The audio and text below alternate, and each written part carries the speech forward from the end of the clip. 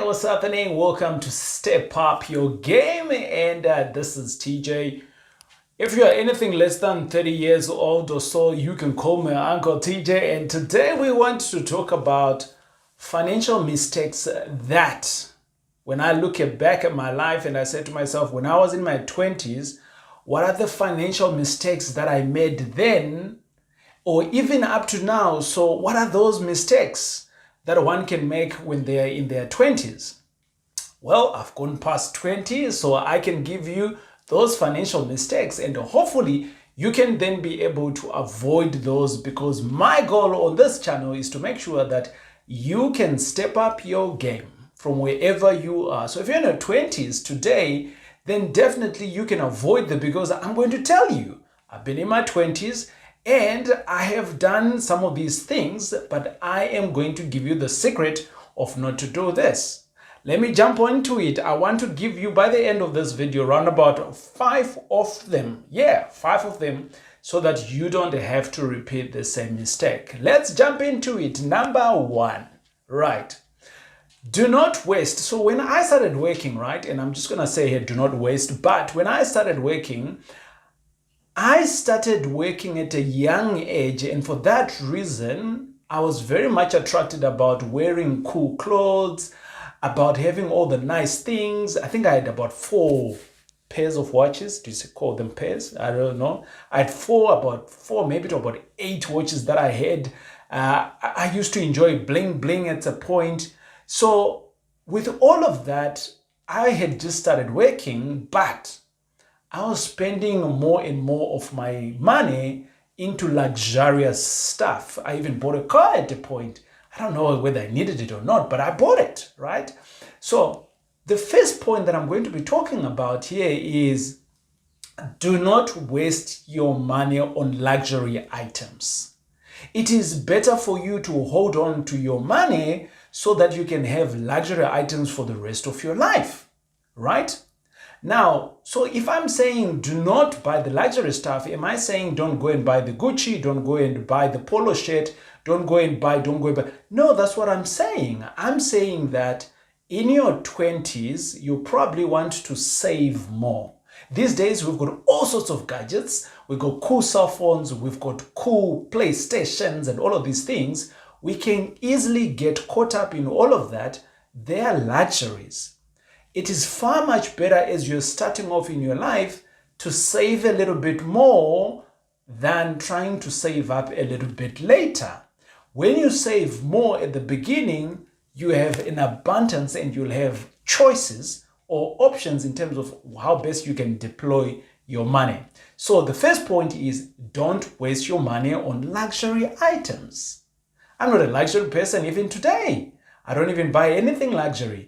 I look at functionality. Does it do the job? And if it does, bingo, I do it.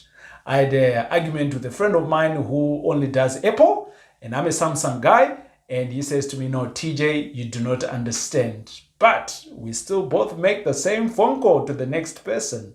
But that's a conversation for another day. Maybe one day I will turn out to be an Apple guy. Who knows, right? Point number 2, do not waste time on unproductive stuff. What do I mean by that? In my early years, in my 20s, going out for movies was my big thing. Renting out movies was my big thing. Well, these days, you don't even have to rent out movies. We've got it on our phone. We can even spend the whole weekend binge watching series after series. When we look back at that weekend, whoop, that time is gone. That is time that is something that you're never ever going to get back. That time. I'm not against people that need to relax. Hey, I do binge watching some days, but on a month, I probably do 0. In 4 months, I probably do 1 weekend where I'm doing that binge watching. Why? I'm spending the other weekends being productive. So, in my early years, you could ask me about what movie I would recite, maybe the statement to it. I'll even tell you who the movie, who wrote what, the actors, how much they're getting paid, and all of those things. It's none of your business. They are building their business. Who is cheering you up whilst you are building your business? Nobody. So, for that reason, you need the time to be productive. So I said, don't waste time on being unproductive. So I'm saying now, you need the time to be productive. That's the goal here, right? Third one is, I spent a lot of time in the traditional lane of learning the traditional stuff. What you now need to do is that in today's time, you need to start learning untraditional learnings. So we all go to high school. All of us, we go to high school. All of us, well, maybe a certain percentage, maybe 30%, all of us will go to university. Now, yes, we're all going to learn different curriculum. Some are going to take accounting, some are going to take medicine, some are going to, right? But the point is that we are all going into the same lane. Those that make it big generally take the uncharted road. They take a road that is unconventional. So, a lot of us, we spend time only on the traditional stuff. What I'm asking of you is the opposite of that. Take the stuff that is untraditional. So learn as much that is untraditional, stuff that's coming in, stuff that's going to be revolutionary in the next 5 years or 10 years, but learn it now. The only way you can be able to learn such kind of things is by you being able to spot and research what's happening. For instance, we are in Africa. See what our other counterparts are doing in the first world countries. See how best you can bring it here. Solve some of the problems that are being solved in those countries, but solve it locally. So that's how you can get into the A game of being ahead. My next point is going to be not learning how to take calculated risk. What do I mean by that?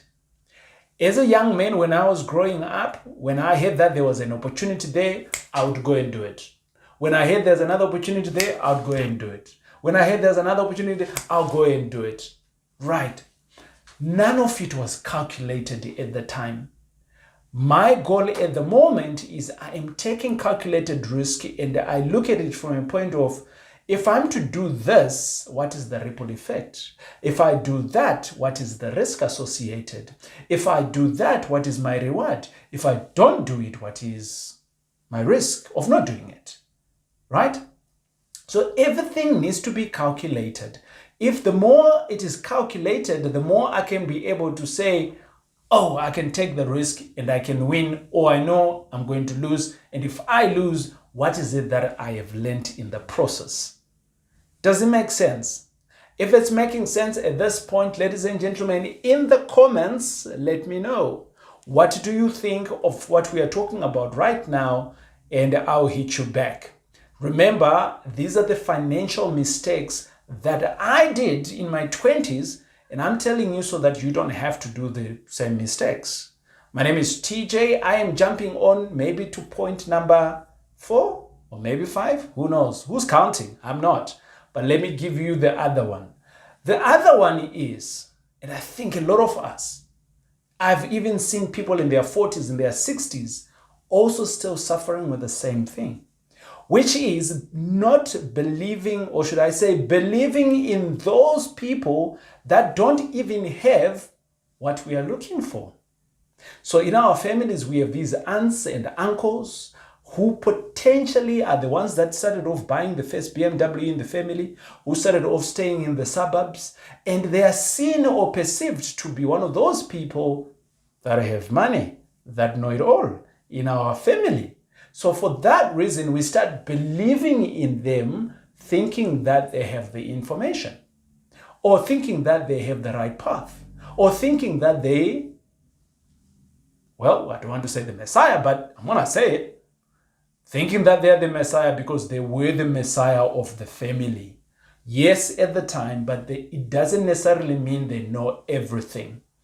Believe in those, what's the opposite of that? Believe in those that are doing what you're wanting to do, right? So even if in your family there's no one like that, So start tapping outside to identify who's doing that. If it is the guy from next door, if it is the guy online, if it is the guy, whatever that guy is, then that's the guy that you now need to follow, mimic, and do what they are doing, even though there is no one in your family that has never done this. Does it make sense? I hope it does. If it does make sense and if you've never subscribed, this is the time where you can hit that button to subscribe. Thank you for subscribing. The last point that I'm going to share with you is not believing in yourself.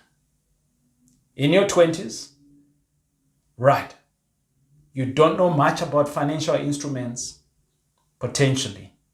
You're starting off to work, you've just been giving a credit card, and back at home they're talking about credit cards you're not supposed to.